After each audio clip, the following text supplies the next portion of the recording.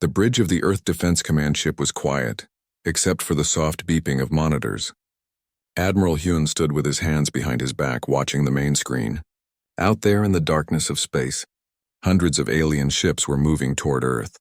They looked like silver daggers, sharp and deadly, getting closer with each passing minute. "How long until they reach the boundary?" Hyun asked. 40 minutes, sir," a young officer replied. His voice shook slightly.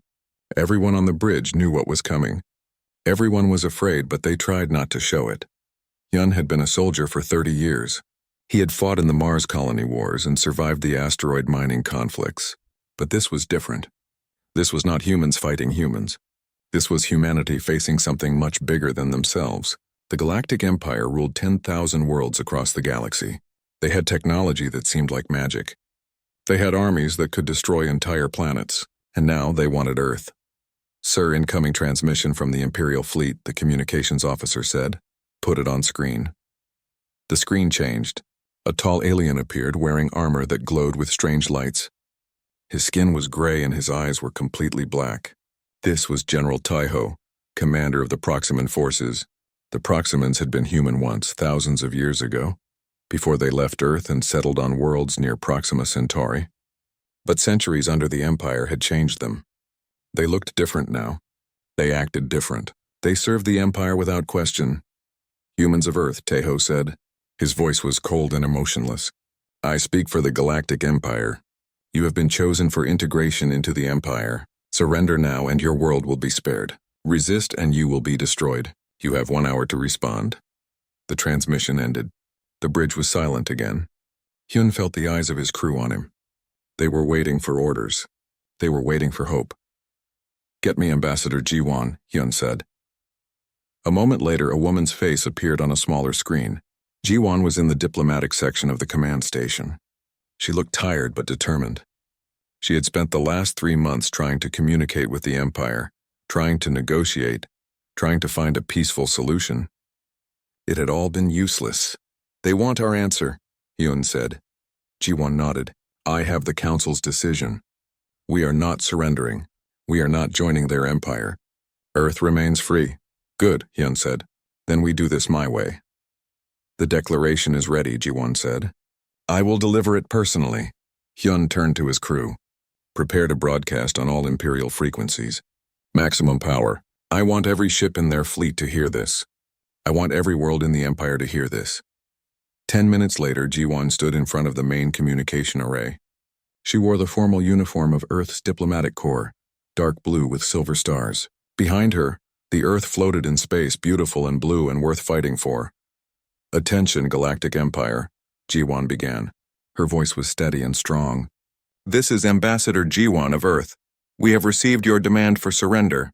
Our answer is no. Earth will never submit to your rule. Earth will never be part of your empire. We declare our independence and our right to remain free." She paused, letting her words sink in. On the Imperial flagship, General Taiho was watching with amusement. Humans were such foolish creatures. They had barely explored their own solar system. They had colonies on Mars and a few mining stations on asteroids. That was all. And they dared to refuse the Empire? Ji-won continued. "Furthermore, we are establishing an exclusion zone around Earth. This zone extends 50 light-years in all directions from our sun. Any Imperial vessel that enters this zone will be considered an act of war. We will defend our territory with all means available to us. This is not a request. This is a statement of fact. Stay away from Earth, stay away from Terran space. You have been warned." The transmission ended. On the Imperial flagship, Taiho started laughing. His officers joined in. 50 light-years? These primitive humans thought they could control 50 light-years of space? They did not have the ships. They did not have the weapons. They did not have any idea what they were facing. "Send a message to the Emperor," Taiho ordered. "Tell him the humans have refused. Tell him they have made threats. Ask for permission to teach them a lesson." Back on the Earth Defense Command ship, Hyun was giving orders. "Activate all defense platforms. Bring the fleet to battle stations. Prepare the special weapons, sir," a young lieutenant said. "Do you really think we can stop them?" "They have hundreds of ships. We only have—" "I know what we have," Hyun interrupted, "and I know what they do not have. They do not have our determination.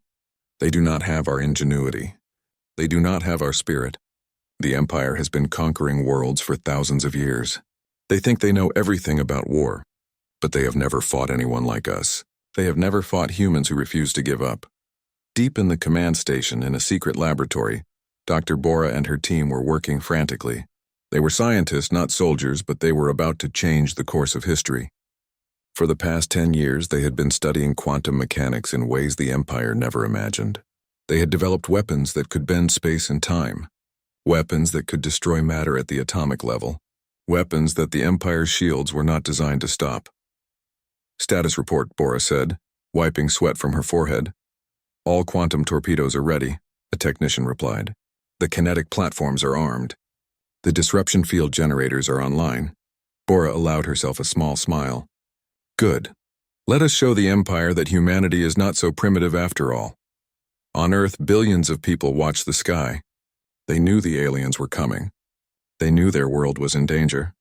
In cities and villages and homes and shelters, people held each other and waited. Some prayed, some cried.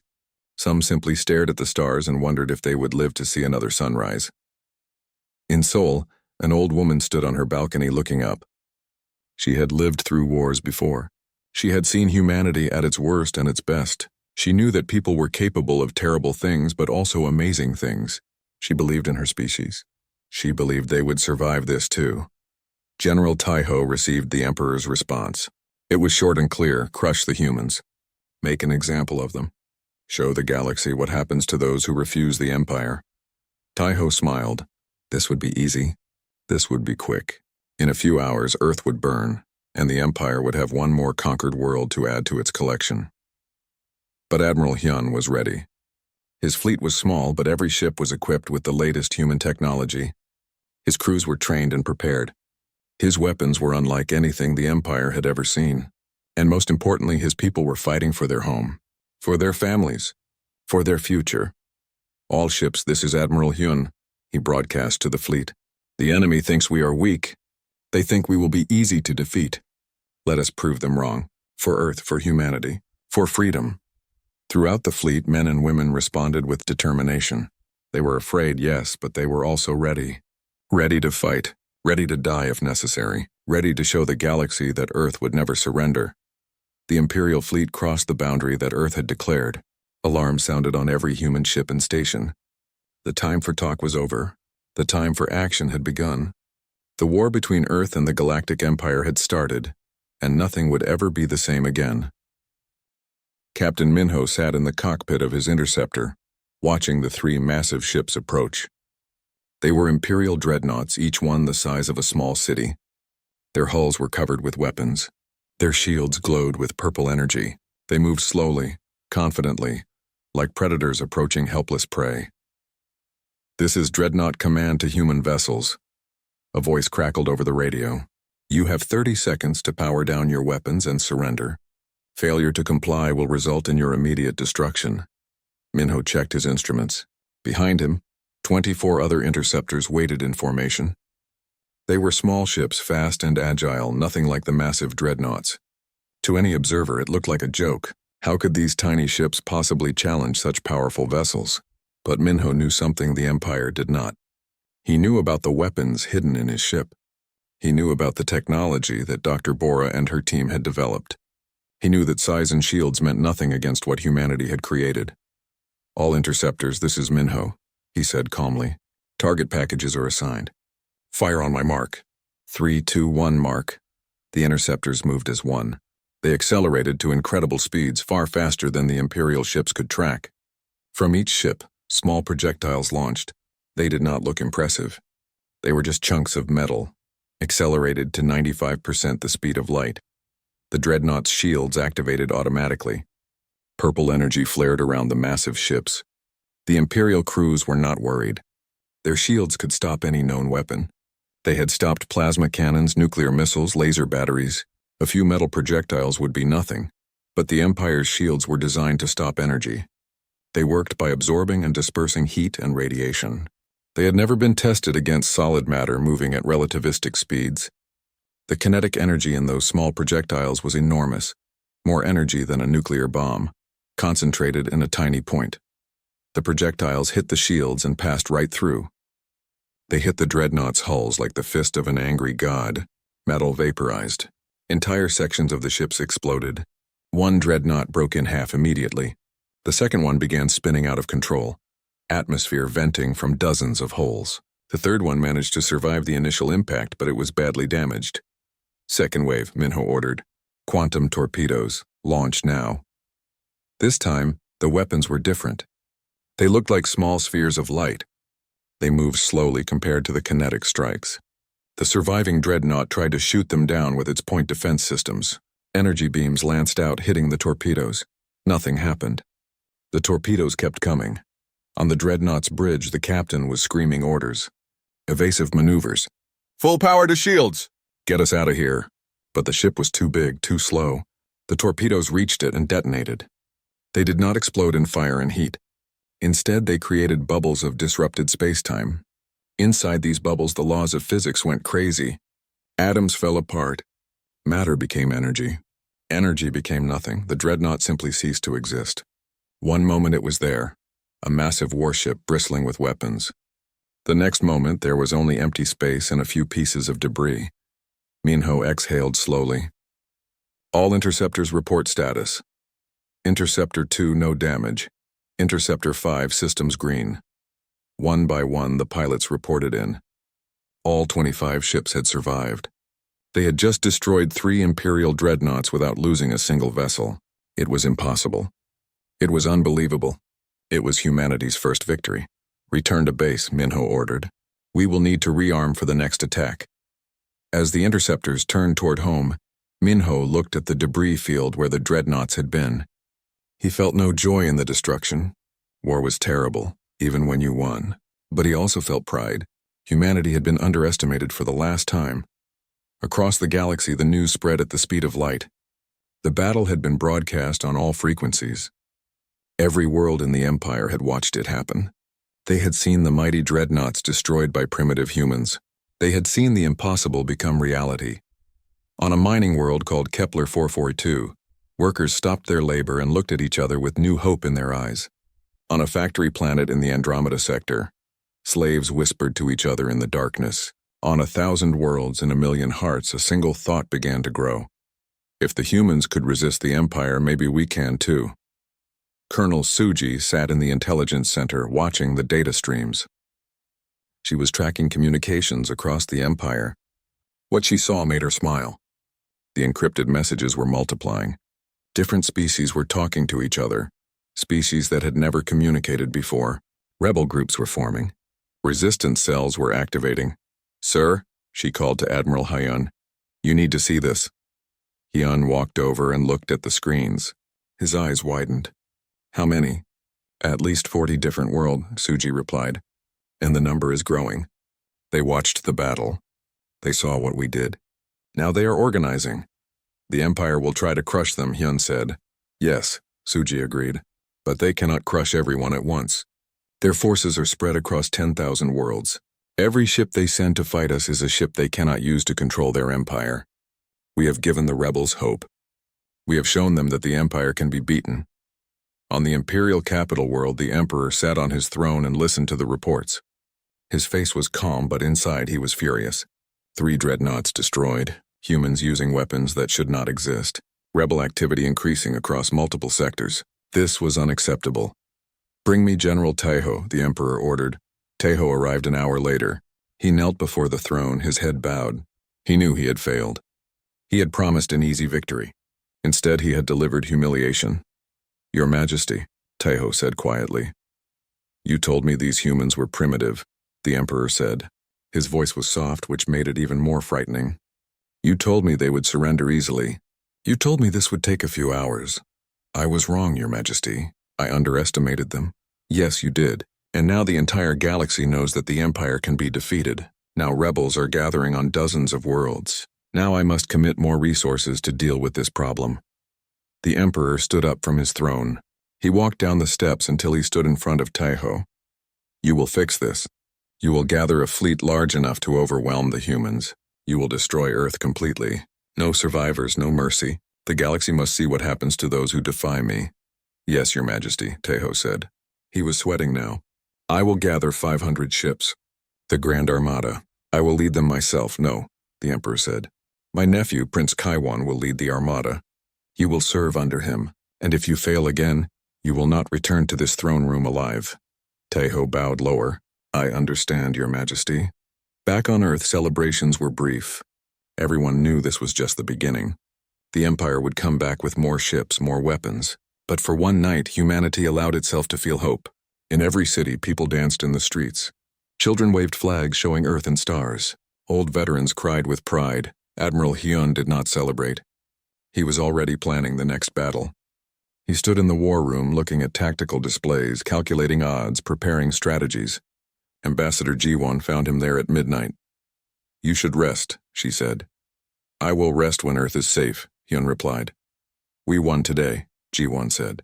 That is worth celebrating. We won a battle, Hyun corrected. The war has just begun, and the Empire has resources we cannot match. They have thousands of ships. They have millions of soldiers. They have conquered galaxies. We have won one small victory against 3 ships. But we proved something, Ji-won said. We proved that we can fight. We proved that their technology is not invincible. We proved that humanity deserves to be free. Hyun looked at her and nodded slowly. Yes, we proved all of that. Now we must prove we can survive what comes next. President Nari stood in the emergency council chamber, looking at the holographic display floating in the center of the room. It showed the solar system with Earth at the center. Surrounding the system like a wall of death were 500 red dots. Each dot was an Imperial warship. The Grand Armada had arrived. They are not even trying to hide, said Minister Do-hyun, the head of Earth's engineering corps. They want us to see them. They want us to be afraid. Are we afraid? Nari asked, looking around the table at her advisors. Nobody answered immediately. Finally, Admiral Hyun spoke. Fear is natural, but we cannot let it control us. Yes, they have 500 ships. Yes, they have more weapons than we can count, but they are making the same mistake they made before. What mistake is that? Nari asked. They think this is a traditional battle, Hyun replied. Look at their formation. It is the classic Imperial battle formation, designed to look impressive and intimidating. They are arranged in neat rows showing their power. They expect us to see their fleet and surrender. They expect us to fight them head-on, ship against ship, where their numbers will crush us. But we are not going to do that, Do-hyun said, understanding. No, Hyun agreed. We are going to fight smart, not fair. Ambassador Ji-won entered the chamber looking exhausted. She had been monitoring communications from the Imperial fleet. Prince Kiwon has sent a message. He demands our immediate surrender. He says if we do not respond within 6 hours, they will begin orbital bombardment of Earth cities. 6 hours, Nari repeated. She looked at Hyun. Can we be ready in 6 hours? We have been ready for weeks, Hyun said. Every weapon platform is armed. Every ship is in position. Every AI coordinator is running final checks. We just need to spring the trap. Then we fight, Nari said firmly.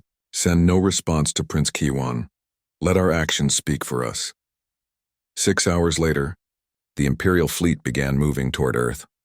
They came slowly, maintaining their formation, confident in their superiority. On the flagship, Prince Kaiwan sat on his command throne watching the tactical displays. He was young for a prince, only 40 years old, but he had trained for war since childhood. This was his first major command, and he intended to make it glorious. The humans have not responded, his communications officer reported. Of course not, Kiwan said dismissively. They know they cannot win.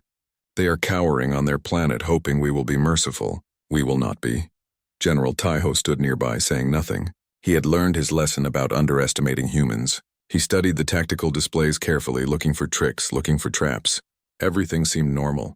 The human ships were scattered, disorganized, exactly what you would expect from a desperate defense. But something felt wrong. Your Highness, Taiho said carefully. Perhaps we should send scouts ahead. The humans defeated 3 dreadnoughts with surprising ease. We should be cautious, Kiwan waved his hand dismissively. 3 ships caught by surprise. We have 500 ships, all on high alert. The humans got lucky once. They will not get lucky again. The fleet crossed into the orbit of Mars. Still no response from the humans. Still no attacks. Kiwan smiled.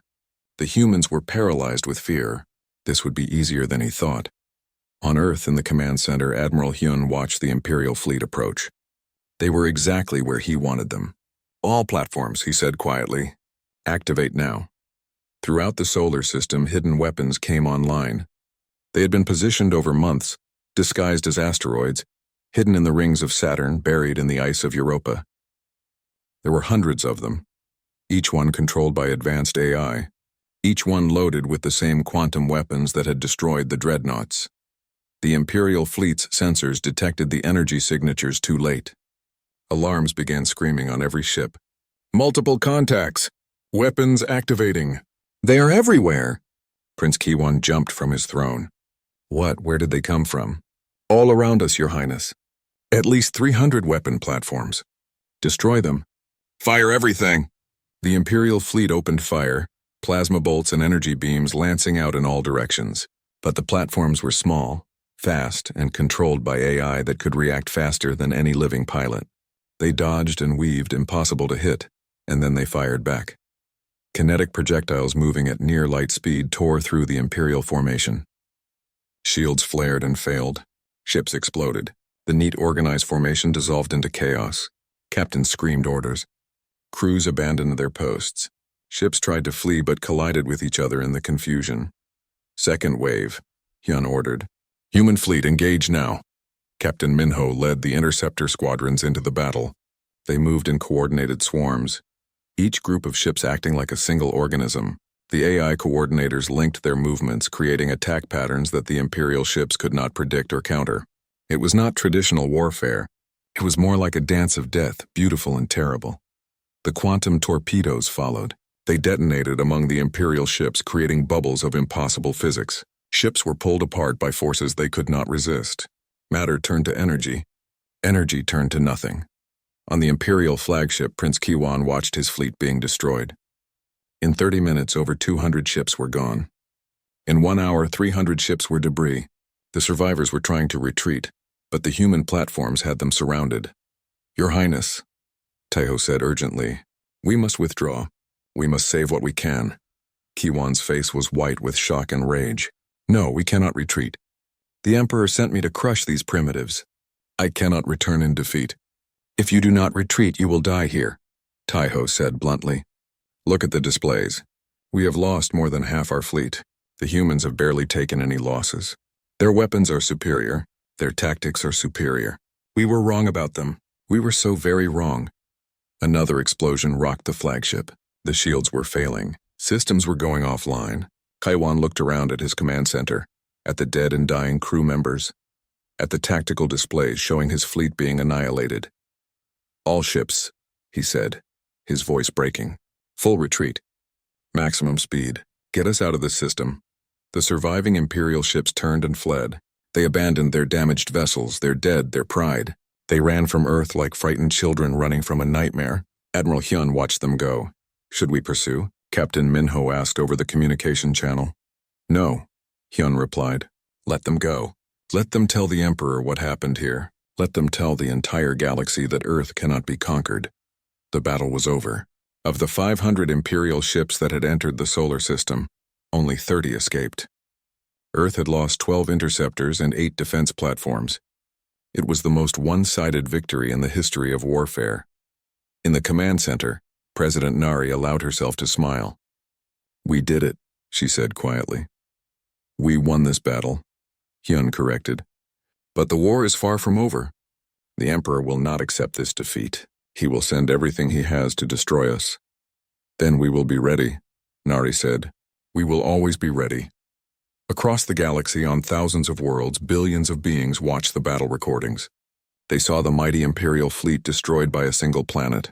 They saw the impossible become real, and in their hearts hope began to burn brighter than it had in centuries. The news of Earth's victory spread through the galaxy faster than anyone expected. Within days, every world in the Empire had heard the story. Within weeks, everything began to change. On Proxima 7, a mining colony that had suffered under Imperial rule for 200 years, workers gathered in secret. They met in the deep tunnels where the overseers never went. They were tired, dirty, and desperate. But now they had something they had not had in generations. Hope, is it true? A young Proximan asked. Did the humans really destroy the Grand Armada? An older worker nodded. I saw the recordings. 500 Imperial ships went to Earth. Only 30 came back. The Emperor's own nephew barely escaped with his life. Then the Empire can be beaten, someone else said. If the humans can do it, so can we. The humans had weapons we do not have, the older worker cautioned. They had technology we cannot match. But they had courage, the young Proximan said. They refused to surrender. They fought even though everyone said they would lose. We can do the same. That night, the Proximans began their rebellion. They sabotaged the mining equipment. They blocked the tunnels. They sent messages to other colonies urging them to rise up. Within a week, 12 mining worlds had joined the revolt. On Earth, Ambassador Jiwan was receiving visitors. They came in secret, using stealth ships that could avoid Imperial sensors. They were representatives from dozens of alien species, all seeking the same thing: help from humanity. The first to arrive was a delegation from the Kepler systems. They were insect-like beings with 6 legs and compound eyes. Their world had been conquered by the Empire 300 years ago. They had forgotten what freedom felt like. We want to fight, their leader said through a translation device. But we need weapons. We need training. We need hope. Jiwan looked at Dr. Bora, who had joined the meeting. Bora was Earth's chief scientist and the creator of their quantum weapons. She shook her head slightly. I cannot give you our weapons, Jiwan said carefully. They are too dangerous. If they fell into the wrong hands, they could destroy entire worlds. But we can give you something else. We can give you knowledge. We can teach you how to fight smart, how to use tactics and strategy to overcome superior forces. The Kepler representative seemed disappointed, but nodded. We will take what you can give. Over the next month, Earth received 47 different delegations. Each one represented a world or a species that wanted to rebel against the Empire. Jiwan met with all of them. She made promises carefully, knowing that Earth could not fight everyone's battles. But she also knew that these rebellions could help humanity by dividing the Empire's forces. Scout Commander Hajun was mapping the Empire's fleet movements. He commanded a small squadron of stealth ships that could travel undetected through Imperial space. What he discovered was remarkable. The Empire is stretched thin, he reported to Admiral Hyun. They are sending ships to crush the rebellions on dozens of worlds. Their patrol routes have gaps. Their supply lines are vulnerable. They are trying to maintain control of 10,000 worlds, but they do not have enough ships to do it effectively. How many rebellions are active? Hyun asked. At least 60, and the number grows every day. The Proximan mining colonies are the most organized. The Kepler systems are staging hit-and-run attacks on Imperial supply depots. The Andromeda factory worlds have gone on strike, refusing to build weapons for the Empire. Hyun studied the star maps. The Emperor must be furious. He is doing more than that, Hajun replied. Our intelligence suggests he is building something. A weapon, something big. What kind of weapon? We do not know yet, but it is called the Void's End. It is an ancient dreadnought bigger than anything we have ever seen. They say it has the power to crack planets. Hyun felt a chill run down his spine. Find out everything you can about this weapon. If the Emperor is willing to use it, that means he is desperate. On the Imperial capital, the Emperor sat alone in his throne room. The reports kept coming, each one worse than the last. Rebellions everywhere, supply lines disrupted, worlds declaring independence. His empire, which had stood for thousands of years, was falling apart. And it was all because of one small planet. Earth. The humans had done this. They had shown the galaxy that the Empire could be beaten. They had given hope to billions of slaves and conquered peoples. They had started a fire that was burning across the stars. Your Majesty, an advisor said, entering the throne room cautiously. The Void's End is ready. It awaits your command. The Emperor stood up. Send it to Earth, destroy the planet. Kill every human. I want nothing left but dust and ruins. The galaxy must see what happens to those who defy me. Yes, Your Majesty. It will take 3 weeks for the Void's End to reach Terran space. I do not care how long it takes. Just make sure those humans die. Back on Earth, Dr. Bora was working with the Kepler delegation, teaching them about defensive technologies. They could not have quantum weapons, but they could learn to build better shields, faster ships, smarter AI systems. Knowledge was a weapon too, and Bora was willing to share it.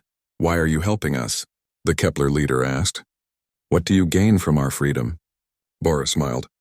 We gain allies. We gain friends. But more than that, we gain a galaxy where freedom means something. The Empire wants everyone to be slaves. We want everyone to be free. That is worth fighting for. The Kepler leader's antennae twitched in what Bora had learned was their version of a smile. You humans are strange. But I think I like you. Colonel Suji burst into the laboratory looking alarmed. Dr. Bora, we have a problem. A big one. What is it? The Emperor has deployed the Void's End. It is heading here. According to our intelligence, it is a planet killer. If it reaches Earth, nothing will survive. Bora felt her blood run cold.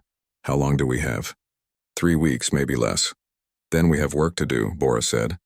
She turned to the Kepler delegation. I am sorry, but we need to cut this session short. We have our own battle to prepare for. We understand, the Kepler leader said. But know this, if you fight, we will fight too. We will attack Imperial installations in our sector. We will draw their forces away from you. You gave us hope. Now we will give you help. Throughout the galaxy, similar conversations were happening. The rebel worlds were coordinating their attacks. They were timing their strikes to coincide with Earth's battle. They were proving that this was no longer just Earth against the Empire. This was freedom against tyranny. This was the future against the past. Admiral Hyun received the reports from all the rebel worlds. He was amazed and humbled. These beings barely knew humanity, but they were willing to fight and die alongside them. They were willing to risk everything for a chance at freedom. We cannot let them down, he said to his officers. When the Void's End comes, we will be ready. We will show the Emperor that Earth is not alone. We will show him that tyranny has no future in this galaxy. The Void's End was a monster from another age. It had been built 1,000 years ago, during the Empire's first expansion. Back then, they had needed weapons to crack the defenses of stubborn worlds. The Void's End could do that. It could fire beams of pure energy that could burn through a planet's crust. It could drop bombs that would trigger volcanic eruptions. It could end all life on a world in a matter of hours. For centuries, it had been kept in storage, a relic of brutal times. But now the Emperor had brought it back. Now it was moving toward Earth, slow but unstoppable, like death itself. Admiral Hyun stood on the bridge of his flagship, watching the long-range sensors track the massive vessel. It was 3 times the size of the largest Imperial dreadnought. Its weapons could destroy Earth from orbit. Its shields were so powerful that normal attacks would barely scratch it. We could wait for it to come to us, suggested one of his officers. Use our defense platforms like we did before. No, Hyun said. If we fight here near Earth and something goes wrong, our planet dies. We need to stop it before it gets close. We need to fight it out there at the edge of Terran space. That means taking the entire fleet, said Captain Minho, who had joined the meeting via communication link. It means leaving Earth with minimal defenses. I know, Hyun replied. But I also know that we cannot let that weapon reach our world. We go to meet it, we destroy it, or we die trying. President Nari gave her approval. Do what you must, Admiral. Earth's fate is in your hands. The human fleet gathered at the edge of Terran space. Every warship Earth had built was there. Every interceptor, every destroyer, every cruiser. It was not a large fleet compared to the Empire's forces. But every ship was crewed by people who refused to surrender. Every captain understood what was at stake. Every pilot was ready to give their life for their home. Hyun made one more decision, one that surprised everyone. Broadcast this battle on all frequencies. Open channel.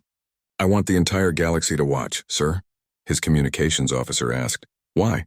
Because if we win, the galaxy needs to see it. They need to see that the Empire's ultimate weapon failed. And if we lose, they need to see that we fought to the very end. Either way, this battle will matter. The Void's End emerged from faster-than-light travel at the boundary of Terran space. It was enormous, a dark shape against the stars, bristling with weapons. On its bridge, the Imperial commander received word that the human fleet was approaching. They are coming to us, he said with amusement.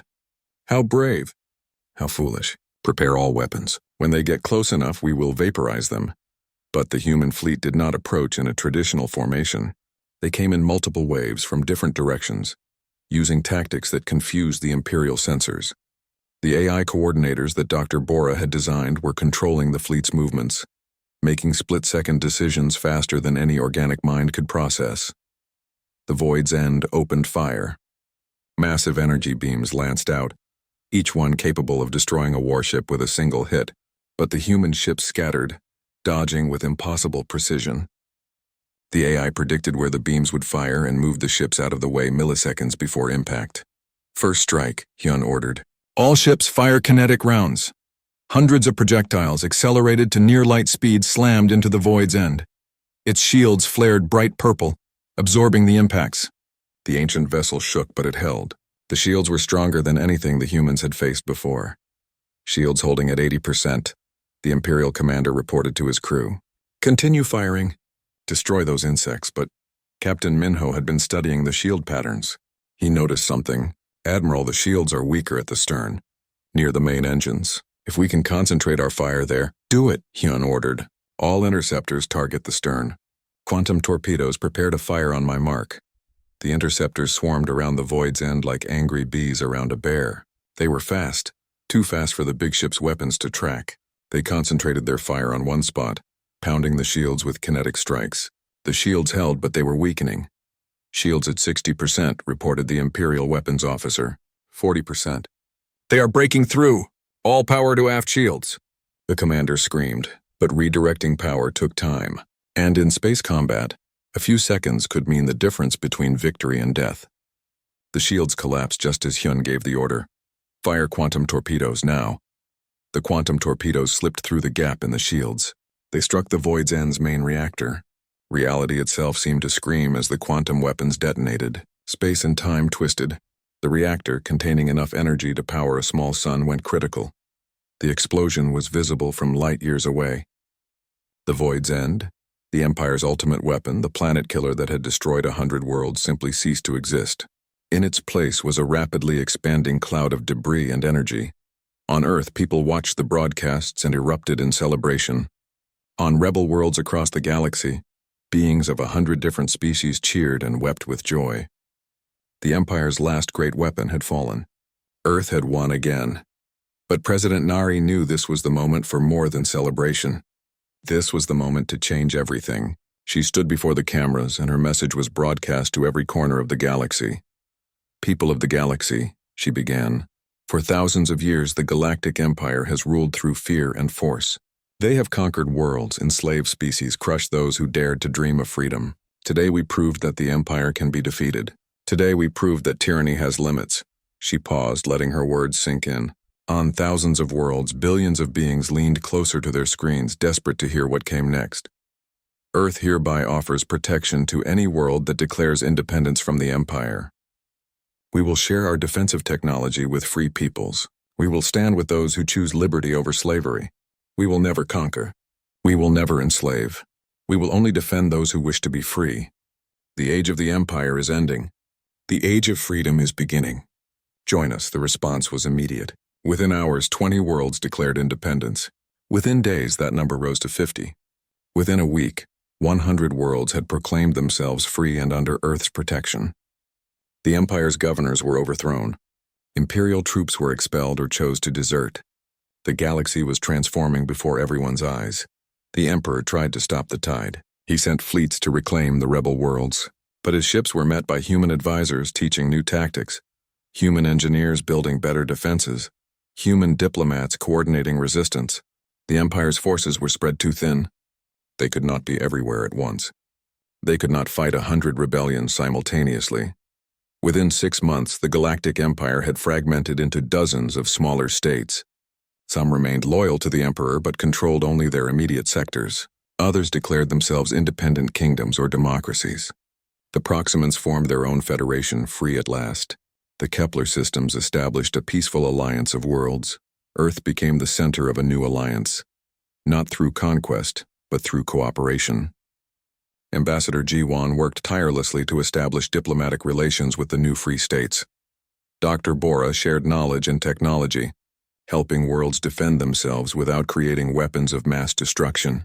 Admiral Hyun trained their military forces in the tactics that had defeated the Empire. 1 year after Earth's first refusal to surrender, Captain Minho stood on the observation deck of the space station orbiting Earth. He looked out at the stars and thought about everything that had changed. Humanity had faced extinction and survived. They had fought impossible odds and won. They had changed the galaxy forever. "What are you thinking about?" a voice asked. It was Scout Commander Ha Jun, who had just returned from mapping new trade routes with the free worlds. "I am thinking about how close we came to losing everything," Minho replied. If the Emperor had attacked with overwhelming force from the beginning, if we had made one wrong decision, if our weapons had failed.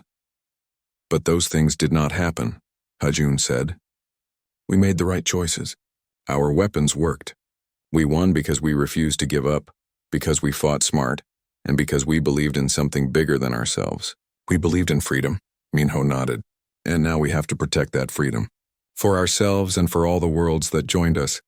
We will, Hajun said confidently. The Empire ruled for thousands of years, but it ruled through fear. We will build something better. We will build a galaxy where different species work together, where freedom is not a dream but a reality. On Earth, in a quiet garden, Admiral Hyun walked with President Nari. They were both tired, older now, marked by the weight of the decisions they had made. Do you think it will last? Nari asked. This freedom we fought for? Nothing lasts forever, Hyun replied. There will be new challenges, new threats, but we have proven something important. We have proven that tyranny can be defeated. We have proven that a single world fighting for what is right can change everything. That lesson will not be forgotten. They stood together in silence, looking up at the stars. Somewhere out there on hundreds of worlds, people were living free for the first time in their lives. Children were growing up without fear. Families were building futures without chains.